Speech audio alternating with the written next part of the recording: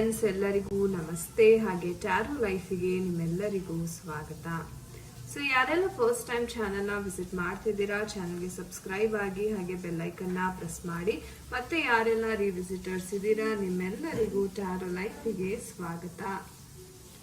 So friends, ಇಂದಿನ ಒಂದು ವಿಡಿಯೋದಲ್ಲಿ ನಿಮ್ಮ ಒಂದು ವ್ಯಕ್ತಿಯ ಲವ್ ಮೆಸೇಜಸ್, ಫೀಲಿಂಗ್ಸ್ ಅಂತಕ್ಕಂಥದ್ದು ನಿಮ್ಮ ಬಗ್ಗೆ ಏನಿದೆ, ಸೊ ಈ ಥರ ಒಂದು ರೀಡಿಂಗ್ ಅಂತಕ್ಕಂಥದ್ದನ್ನ ಇವತ್ತಿನ ಒಂದು ಸೆಷನಲ್ಲಿ ಮಾಡ್ತಾ ಇದ್ದೀವಿ. ಆ್ಯಂಡ್ ಗಾಯ್ಸ್, ಇದು ಒಂದು ಜನರಲ್ ಟೈಮ್ಲೆಸ್ ರೀಡಿಂಗ್ ಆಗಿರುತ್ತೆ. ಸೊ ಯಾರ ಜೊತೆ ಯಾವ ವಿಚಾರಗಳು ರೆಸೊನೇಟ್ ಆಗುತ್ತೆ ಖಂಡಿತ ಕನ್ಸಿಡರ್ ಮಾಡಿ.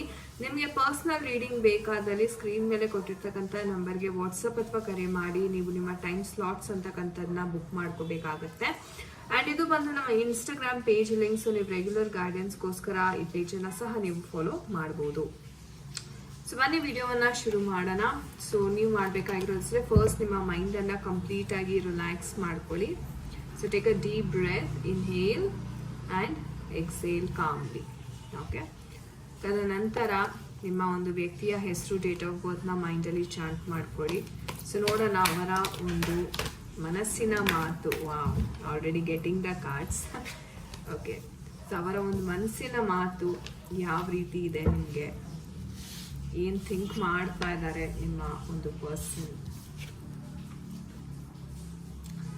ಓಕೆ, ಸೊ 5 ಕಾರ್ಡ್ಸ್ ಆಲ್ರೆಡಿ ಬಂದಿದೆ. And bottom of the deck we have the partner, need, respect and relationship ಅಂತ ಬರ್ತಾರೆ. Okay fine. ಸೊ ಒಂದೊಂದೇ ನಾನು ನಿಮಗೆ ಎಕ್ಸ್ಪ್ಲೇನ್ ಮಾಡ್ತೀನಿ. ಮೊದಲನೇದಾಗಿ ಹೇಳಬೇಕು ಅಂತಂದರೆ, ಸ್ವಲ್ಪ ಕ್ಲಾಶಸ್ ಅಂತಕ್ಕಂಥದ್ದು ಖಂಡಿತ ಆಗಿದೆ ನಿಮ್ಮ ಒಂದು ಪರ್ಸನ್ ಮತ್ತು ನಿಮ್ಮ ನಡುವೆ. ಅಂದರೆ ಮಾತುಕತೆ ಅಂತಕ್ಕಂಥದ್ದು ಬಿಟ್ಟಿರ್ಬೋದು, ಅಥವಾ ಕಮ್ಯುನಿಕೇಷನ್ ಅಂತಕ್ಕಂಥದ್ದು ಸರಿಯಾಗಿ ಆಗ್ತಿರಲ್ಲ, ಅಥವಾ ಏನಾದರೂ ಮಾತಾಡೋಕ್ಕೆ ಹೋದರೆ ಅದು ಜಗಳಕ್ಕೆ ಬಂದು ನಿಲ್ಲುತ್ತೆ, ಮತ್ತು ಅವರು ನಿಮ್ಮನ್ನು ಬ್ಲಾಕ್ ಮಾಡೋವಂಥದ್ದು.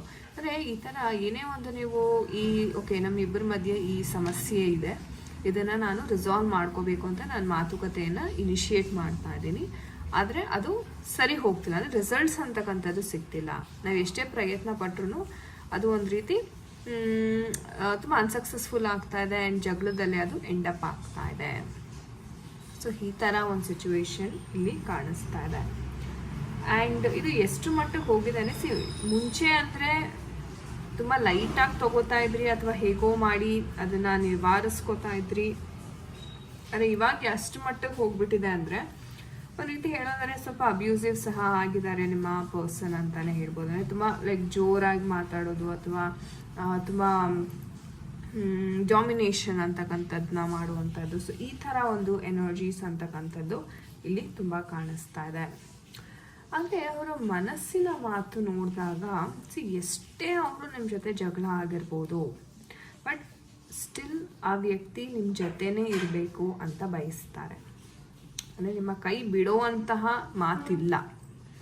ಸೊ ನೀವು ಗಮನಿಸಿರ್ಬೋದು, ಎಷ್ಟೇ ಒಂದ್ರ ಮಟ್ಟಿಗೆ ದೊಡ್ಡ ಮಟ್ಟಿಗೆ ಜಗಳ ಆಗಿದ್ರೂ ಅದು ರೀಕನ್ಸಿಲಿಯೇಷನ್ ಅಂತಕ್ಕಂಥದ್ದು ಮತ್ತೆ ಮತ್ತೆ ಆಗ್ತಾ ಇರುತ್ತೆ.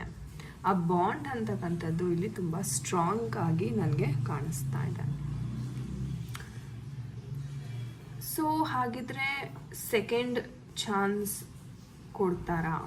ಬಿಕಾಸ್ ಈಗ ಆಲ್ರೆಡಿ ನಾವು ಇಷ್ಟು ಮಟ್ಟಿಗೆ ನಾವು ಜಗಳ ಮಾಡ್ಕೊಂಡಿದ್ದೀವಿ, ಆ್ಯಂಡ್ ಕೆಲವರ ವಿಚಾರದಲ್ಲಿ ಫ್ಯಾಮಿಲಿ ಸಹ ಇನ್ವಾಲ್ವ್ಮೆಂಟ್ ಆಗಿರುತ್ತೆ, ಅಥವಾ ನಿಮ್ಮ ಫ್ರೆಂಡ್ಸ್, ನಿಮ್ಮ ಒಂದು ಮ್ಯೂಚುವಲ್ ಫ್ರೆಂಡ್ಸ್ ಯಾರು ಇರ್ತಾರೆ ಅವ್ರಿಗೆ ಸಹ ಇದು ಗೊತ್ತಿರುತ್ತೆ. ಸೊ ಇಷ್ಟೆಲ್ಲ ಆದಮೇಲೂ ನಾನು ಮತ್ತೆ ಸೆಕೆಂಡ್ ಚಾನ್ಸ್ ಕೊಡೋದು ಎಷ್ಟರ ಮಟ್ಟಿಗೆ ಸರಿ ಅನ್ನೋ ಒಂದು ಭಾವನೆ ಸಹ ನಿಮ್ಮ ಒಂದು ವ್ಯಕ್ತಿಯ ಮನಸ್ಸಲ್ಲಿದೆ.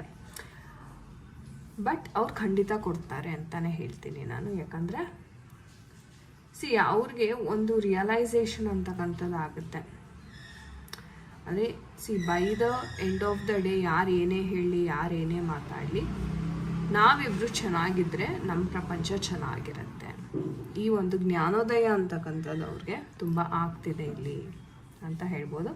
ಸೊ ಯಾರೆಲ್ಲ ಸೆಕೆಂಡ್ ಚಾನ್ಸ್ಗೋಸ್ಕರ ವೆಯ್ಟ್ ಮಾಡ್ತಾ ಇದ್ದೀರಾ, ಸೊ ಖಂಡಿತವಾಗ್ಲೂ ಸೆಕೆಂಡ್ ಚಾನ್ಸ್ ನಿಮ್ಮ ಪರ್ಸನ್ ಕಡೆಯಿಂದ ಸಿಗ್ತಾ ಇದೆ.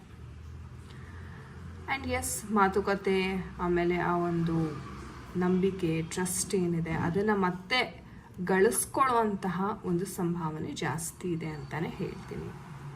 ಯಾಕಂದರೆ ನಿಮ್ಮ ಪರ್ಸನ್ ಹೇಳಬೇಕಂದ್ರೆ ಅವ್ರಿಗೆ ನಿಮ್ಮನ್ನು ಕಳ್ಕೊಳ್ಳೋದಕ್ಕೆ ಇಷ್ಟ ಇಲ್ಲ.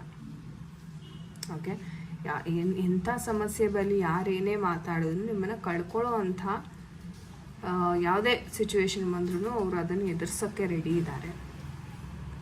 ಆದರೆ ಅವ್ರು ಏನು ಬಯಸ್ತಾ ಇದ್ದಾರೆ ಬಹುಶಃ ಅದಕ್ಕೆ ಇವರು ನಮ್ಮ ರಿಲೇಷನ್ಶಿಪ್ಪಲ್ಲಿ ಒಂದು ರೆಸ್ಪೆಕ್ಟ್ ಅಂತಕ್ಕಂಥದ್ದನ್ನ ಬಯಸ್ತಾ ಇದ್ದಾರೆ. ಯಾಕೆ ಅಂದರೆ ಜಗಳ ಮಾಡಿದಾಗೆಲ್ಲ ತುಂಬ ಅಬ್ಯೂಸಿವ್ ಮಾಡಿ ತುಂಬ ಪದಗಳನ್ನ ಯೂಸ್ ಮಾಡಿ ಅದೆಲ್ಲ ಆಗುತ್ತೆ.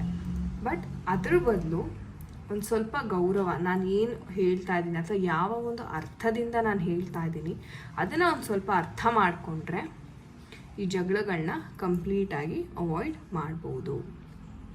ಸೊ ಆ ಥರ ಒಂದು ಮೆಸೇಜಸ್. ಸೊ ಓವರ್ ಆಲ್ ಹೇಳಬೇಕು ಅಂತಂದರೆ ಎಸ್, ನಿಮಗೆ ಮತ್ತೆ ನಿಮ್ಮ ಪರ್ಸನ್ ಕಡೆಯಿಂದ ಸೆಕೆಂಡ್ ಚಾನ್ಸ್ ಅಂತಕ್ಕಂಥದ್ದು ಸಿಗುತ್ತೆ.